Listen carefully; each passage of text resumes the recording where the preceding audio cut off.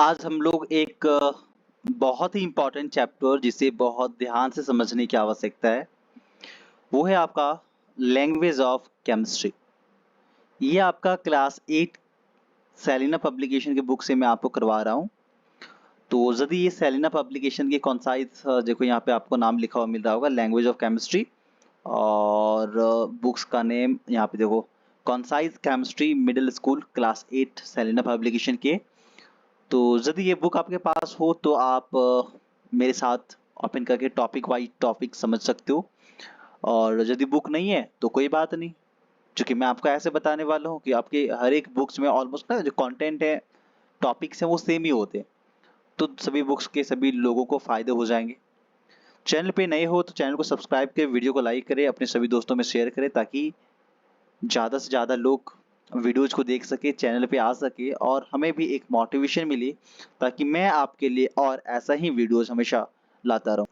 Chapter 5 से पहले जो चैप्टर 1, 2, 3, 4 है क्लास 8 केमिस्ट्री की, वो ऑलरेडी चैनल पे अपलोड हो गई है। तो चैनल के प्लेलिस्ट पे जा करके आप चेकआउट कर सकते हो और बाकी चैप्टर्स के जो वीडियोज़ हैं वो भी आप देख सकते हो।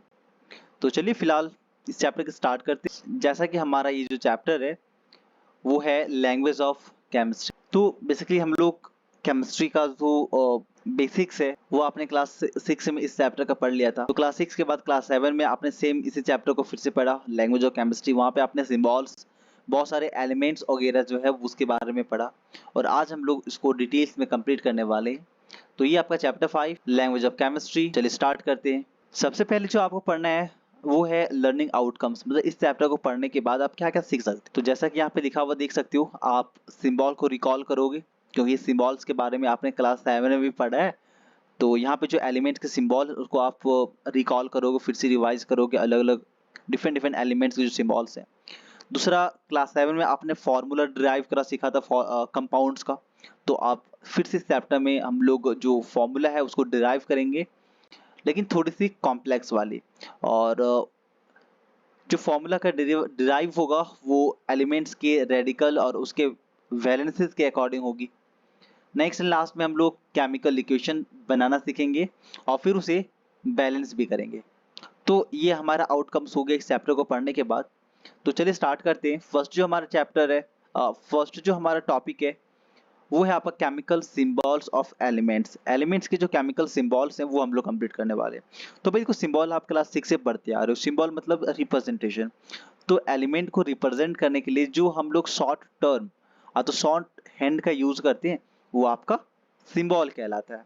और ये जो सिंबल है वो किसी भी एलिमेंट का एक फर्स्ट जो लेटर है वो होता है, या फिर फर्स्ट सेकेंड लेटर होता है, या जो भी होता है, लेकिन वो एक यूनिक होता है। जो भी होगा वो बाकी सभी एलिमेंट्स के सिंबल से डिफरेंट होगा, यूनिक होती है। बट इसके बारे में आपने क्लास 7 में भी पढ़ा होगा कि ये नेसेसरी क्यों ऐसे रिप्रेजेंट करना, सिंबल लिखना, और उसे हम लोग कैसे डिराइव करते हैं। तो चलिए फिर से एक बार देख लेते हैं। देखो बात ऐसी है, सिंबल जो है ना वो डिराइव करना इसलिए इम्पोर्टेंट है ताकि बहुत सारे एलिमेंट्स जिसके नाम बहुत बड़े बड़े हैं, थोड़े से अजीब हैं, और टोटल 118 एलिमेंट्स है, और उन एलिमेंट्स को सही ढंग से अच्छे से पढ़ने के लिए डिटेल्स वे में हमें शॉर्ट टर्म्स यूज करना पड़ जाता है। बहुत बार आपने अपने आसपास में देखा होगा ना, आप अपने नाम को शॉर्ट टर्म में या फिर अपने आसपास में बहुत सारे लोगों का शॉर्ट टर्म में नाम यूज करते हो। इवन आप अपने स्कूल का, आप जिस भी किसी स्कूल में हो, आप अपने स्कूल का जो नेम है उसे भी आप शॉर्ट टर्म्स में कहीं पे लिखा हुआ देखते होंगे। जैसे मैं जो पढ़ा रहा हूँ वो संत जोसेफ स्कूल्स की बुक से, मतलब ये जो पब्लिकेशन है वो अभी संत जोसेफ स्कूल में चल रहा है। तो संत जोसेफ को एस डी जोसेफ ऐसे कहा जाता है। सेम पब्लिकेशन की जो बुक है वो अलग अलग आईसीएसई बोर्ड के स्कूलों में चलाया जाता है, तो वहाँ भी जो नाम है वो शॉर्ट रहता है। फिर जैसे यहाँ पे देख सकते हो लिखा हुआ IUPAC, तो ये शॉर्ट फॉर्म है international union of pure and applied chemistry. तो ये नेम जो है वो काफी लंबी हो जाती है, इसे शॉर्ट में हम लोग IUPAC लिखते हैं। काम बस उतना ही है, बस शॉर्ट में काम बन जाता है, तो इसलिए हम लोग जो है वो शॉर्ट फॉर्म जनरली यूज करते हैं। अब इसका शॉर्ट फॉर्म को जो है डिराइव करने का मेथड अलग अलग है। स्टार्टिंग में क्या होता था कि जो एलिमेंट्स है ना उसका जो फर्स्ट लेटर है, जो नाम उसका है, तो फर्स्ट लेटर को यूज करके हम लोग सिंबल डिराइव कर लेते, जैसे कि यहाँ पे ऑक्सीजन के लिए O और H से हाइड्रोजन। और ये भी जो भी सिंबल वगैरह है, अभी जो भी मेथड्स हैं वो सब आपका IUPAC जो एक संगठन है केमिस्ट्री का, ये इसका देख रेख करता है। International union of pure and applied chemistry, ये अप्रूव करता है, ये फाइनल करता है कि ये जो सिंबल है वो क्या किसी दूसरे के साथ मैच तो नहीं कर रहा है। और इसके एक्सेप्ट करने के साथ ही ये जो सिंबल्स है पूरे वर्ल्ड के जो केमिस्ट्री के बुक्स हैं या फिर केमिस्ट्री के डिपार्टमेंट में ये हो जाता है। ऐसा नहीं है कि एक कंट्री में जो सिंबल है वो अलग है, दूसरे कंट्री में सिंबल अलग है। ये देख रेख करने का काम IUPAC का होता है। नेक्स्ट है कि मान लो कभी ऐसा हो जाए कि फर्स्ट लेटर जो है वो 2-3 एलिमेंट का एक जैसा हो जाए, तो क्या करेंगे, जैसे कि C से कार्बन भी होता है और C से कैल्शियम भी होता है और C से कॉपर भी होता है। तब हम क्या करते हैं, एलिमेंट के फर्स्ट 2 लेटर का यूज करते हैं। जैसे कि देख सकते हो C से कार्बन है, C से कोबाल्ट है, C से कैल्शियम है और क्रोमियम भी है, क्लोरीन है।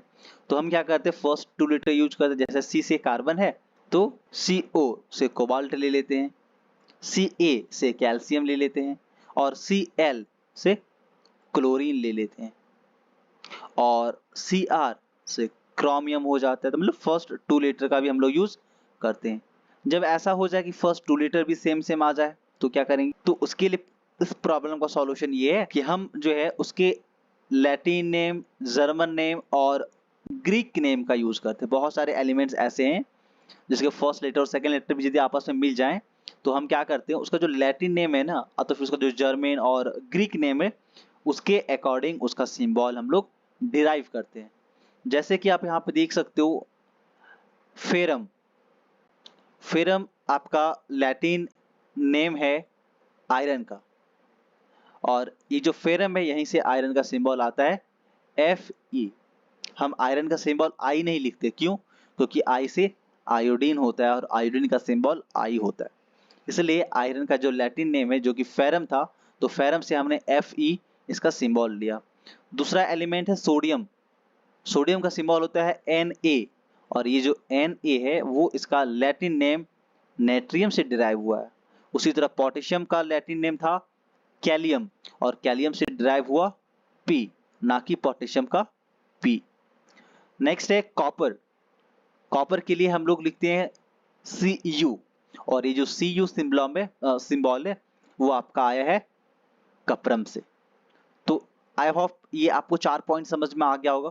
फर्स्ट में था कि हम लोग फर्स्ट लेटर यूज करते थे, सेकेंड में सेकेंड लेटर यूज करते थे, first and second letter use करते थे, और इसका लिखने का तरीका ये था कि फर्स्ट लेटर को कैपिटल में लिखना होता है, सेकेंड लेटर को स्मॉल में।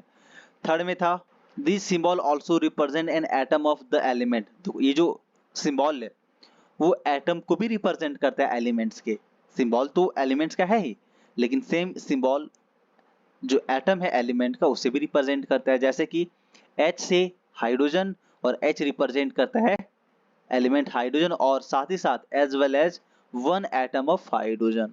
उसी तरह C से क्या होता है भाई, कार्बन, और C as well as 1 atom of carbon. तो सिंबल के 4 यूज आपने देख लिया, कैसे डिराइव करते हैं वो आपने देख लिया, और सिंबल्स के बारे में आपने सारा कुछ देख लिया।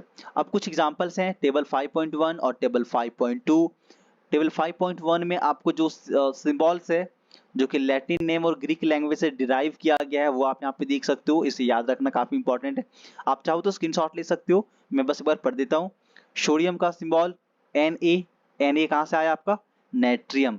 पोटेशियम का लैटिन नेम कैलियम, मैग्नीशियम के लिए मैग्नीशिया, एल्यूमिनियम का एलुमेन, कैल्शियम का कैल्क्स, आयरन के लिए है फेरम, कॉपर के लिए कपरम, जिंक के लिए जिंके, सिल्वर के लिए अर्जेंटम, गोल्ड है आपका ऑरम, मरकरी को कहते हैं हम लोग हाइड्राजिरम, लीड है आपका प्लम्बम, टीन के लिए अस्टेनम, और एंटीमनी के लिए अस्टीबियम।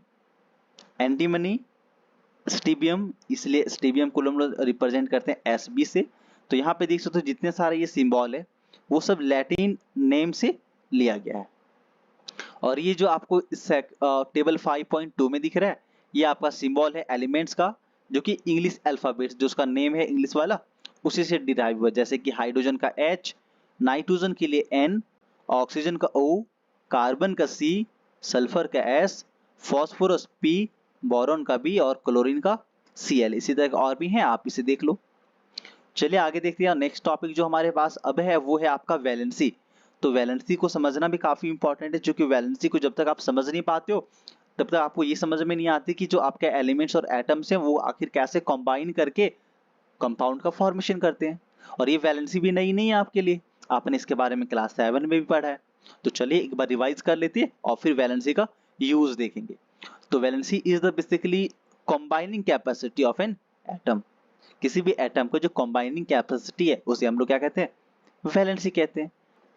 और वैलेंसी जो टर्म है वो सिर्फ एटम के लिए नहीं है, वो आपका रेडिकल के लिए भी है, और रेडिकल्स टू फॉर्म मॉलिक्यूल्स, वो रेडिकल भी है जो मॉलिक्यूल्स बनाता है। तो आई होप ये वैलेंसी क्लियर हो गया होगा। चलिए थोड़ी डिटेल्स में देख लेते हैं कि जो वैलेंसी होती है ना किसी भी एलिमेंट का या फिर रेडिकल का, वो basically number of hydrogen atom है जो कंबाइन करता है या फिर डिस्प्लेस करता है one atom of that element और अ रेडिकल। अपने क्लास 7 में और 6 में वैलेंसी के बारे में पढ़ा है। ये थोड़ी सी कॉम्प्लेक्स हो सकती है, बट अब आप क्लास 8 में आ गए हो तो आपको अच्छे से समझनी है ध्यानपूर्वक। वैलेंसी जो है वो एलिमेंट का भी होता है, रेडिकल का भी होता है। और रेडिकल के बारे में आप जानते हो ना, radical is the group of atoms which behaves like a single unit.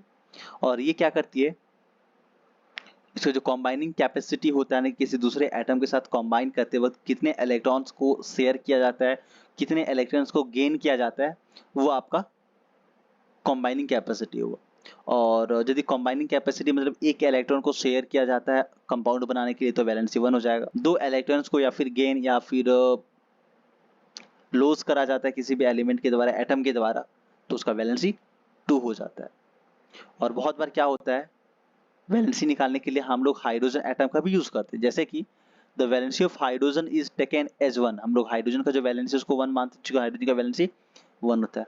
तो इन hydrogen chloride molecule one atom of chlorine combines with one atom of hydrogen, hence the valency of chlorine is 1। जिस किसी के साथ भी combine करेगा तो उसके अकॉर्डिंग हम लोग उसका वैलेंसी निकाल सकते हैं। जैसे कि देखो, यदि हाइड्रोजन ऑक्सीजन के साथ मिलके H2O बनाता है तो हाइड्रोजन का वैलेंसी तो हम लोग जानते हैं 1 होता है। और ये हाइड्रोजन यदि ऑक्सीजन के साथ कंबाइन कर रहा है तो हाइड्रोजन के लिए कितने हाइड्रोजन एटम चाहिए, 2 हाइड्रोजन एटम्स। यानी कि 1 atom of oxygen combine with 2 atoms of hydrogen, इसीलिए वैलेंसी ऑफ ऑक्सीजन इज 2। यानी कि हाइड्रोजन जिस किसी एटम्स के साथ कंबाइन करेगा और जितने नंबर में करेगा वो उसका वैलेंसी हो जाएगा। जैसे देखो यहाँ पे नाइट्रोजन और हाइड्रोजन का कंपाउंड है, तो नाइट्रोजन 3 एटम्स ऑफ हाइड्रोजन के साथ कंबाइंड हुआ, इसीलिए नाइट्रोजन का वैलेंसी 3। मीथेन जो है यानी कि जो कार्बन है वो 4 एटम ऑफ हाइड्रोजन के साथ कंबाइन किया, तो कार्बन का जो वैलेंसी है वो क्या हो जाएगा, 4।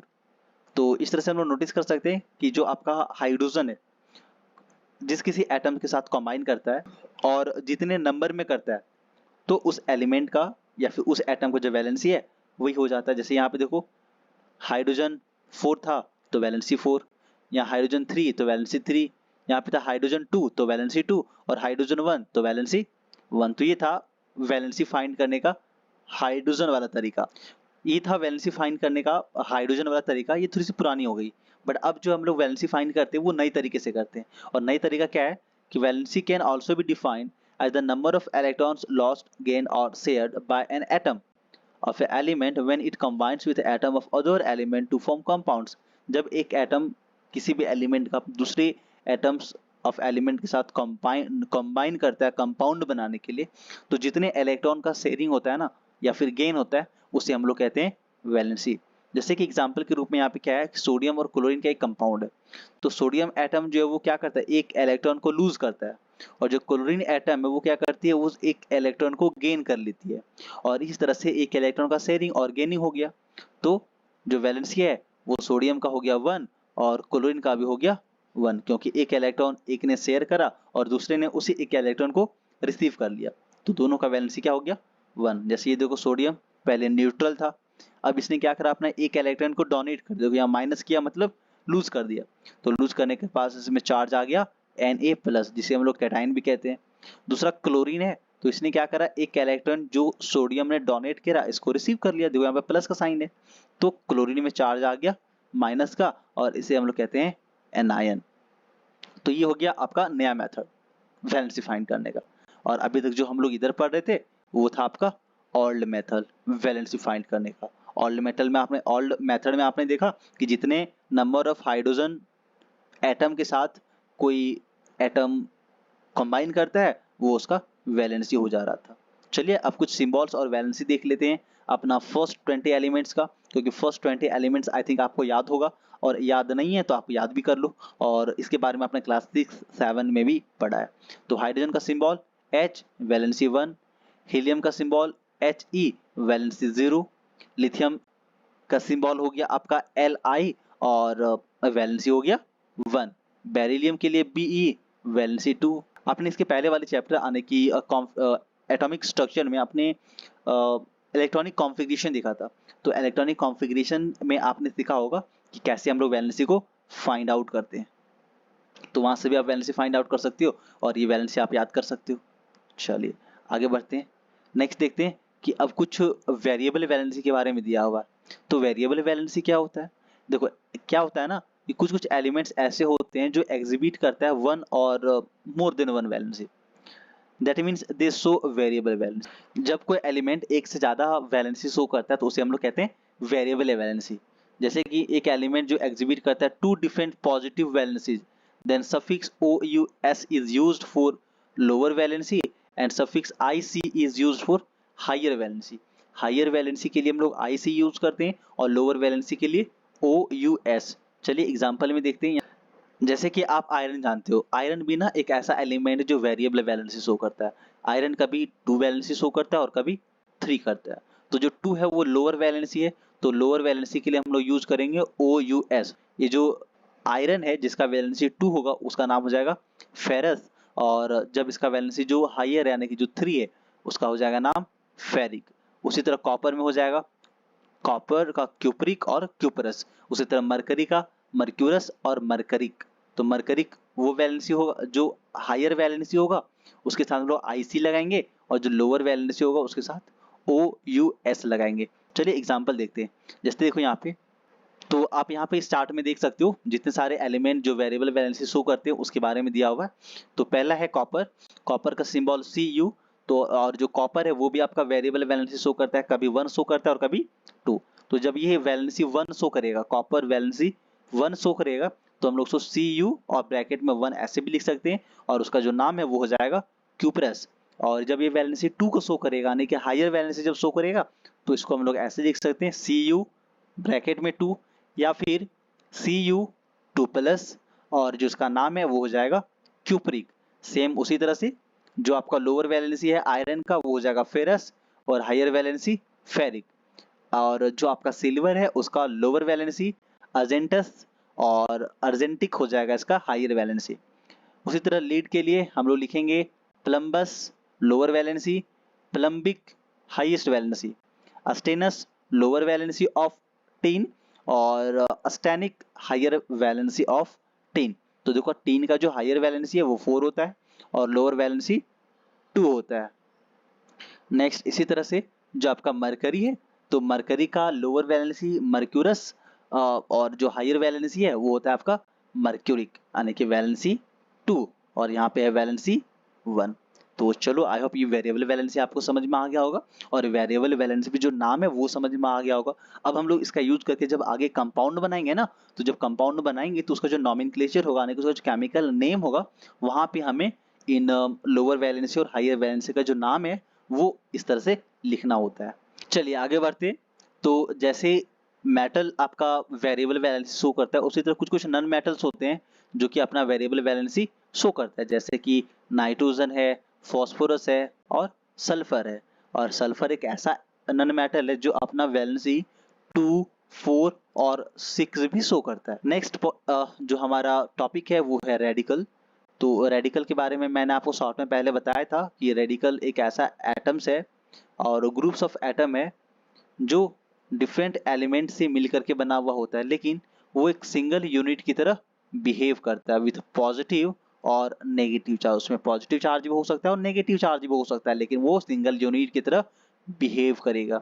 यदि उसमें पॉजिटिव चार्ज है तो उसे हम लोग बोलेंगे बेसिक रेडिकल, और यदि नेगेटिव चार्ज है तो उसे कहते हैं हम लोग एसिड रेडिकल। और इसका एक और भी नाम है जो शायद यहाँ पे दिया हुआ नहीं, इसे हम लोग इलेक्ट्रोपॉजिटिव और इलेक्ट्रोनेगेटिव के भी नाम से जानते हैं, यानी कि इसको हम लोग लिखते हैं इलेक्ट्रो पॉजिटिव रेडिकल। और जो आपका नेगेटिव वाला पार्ट होता है उसे कहते हैं हम लोग इलेक्ट्रो नेगेटिव रेडिकल। और इलेक्ट्रोनेगेटिव रेडिकल को ही हम लोग एसिड रेडिकल कहते हैं। तो ये आप लोग आके देखे होगा, इसमें कंफ्यूजन नहीं होना है, कहीं कहीं आपको इलेक्ट्रो नेगेटिव और कभी कभार आपको यहाँ पे एसिड रेडिकल भी देखने को मिल सकता है। तो they have negative charge and are also called anion. देखो इसका एक और भी नाम है, इसको एनायन भी कहते हैं। Most of the non metallic ions and groups of non metallic atoms with negative charge are acid radicals. और जो आपका बेसिक रेडिकल है उसे हम लोग कैटायन कहते हैं। चलिए अब यहाँ पे देखो कुछ कुछ एलिमेंट्स जो हैं, सॉरी जो कुछ कुछ अब यहाँ पे कुछ पॉजिटिव रेडिकल्स है जिसका वैलेंसी जो है वो 1 होता है। जैसे कि ये सब देख सकते हो, सोडियम, पोटेशियम, कॉपर, अर्जेंटम, फिर आपका जो मरकरी है, हाइड्रोजन है, एमोनियम है, ये सब का वैलेंसी क्या होता है 1। और दूसरा है मैग्नीशियम, कैल्शियम, जिसका वैलेंसी होता है 2। फिर देखो कुछ कुछ एलिमेंट ऐसे हैं जिसका वैलेंसी 3 होता है। और यहाँ पे देखो जो आपका टीन और प्लेटिनम है इसका वैलेंसी 4 होता है। तो जैसे ये आपका इलेक्ट्रो पॉजिटिव है उसी तरह से यहाँ पे इलेक्ट्रो नेगेटिव के बारे में दिया हुआ है। और ये देख सकते हो इलेक्ट्रो नेगेटिव में मोनोवैलेंट आने की वैलेंसी 1, बाईवैलेंट वैलेंसी 2 और ट्राईवैलेंट जिसका वैलेंसी होता है आपका 3। तो आज बस आपको इतना ही पढ़ना है। नेक्स्ट वीडियो में मैं आपको बताऊंगा कैसे आप मॉलिक्यूलर और केमिकल जो फॉर्मूला है वो किसी भी कंपाउंड का डिराइव कर सकते हो। लेकिन ये जानने से पहले आपके पास ये जो वैलेंसी है ना रेडिकल्स का, इलेक्ट्रोनेगेटिव और इलेक्ट्रोपॉजिटिव, वो याद रखना काफी इंपॉर्टेंट है। तो आप इसका स्क्रीनशॉट ले सकते हो, कॉपी में नोट कर सकते हो और लर्न कर सकते हो। तो चलिए नेक्स्ट वीडियो में मिलते हैं जहाँ पे हम लोग क्या करेंगे, कंपाउंड का फॉर्मूला डिराइव करना इन इलेक्ट्रोपॉजिटिव और नेगेटिव नंबर से सीखेंगे।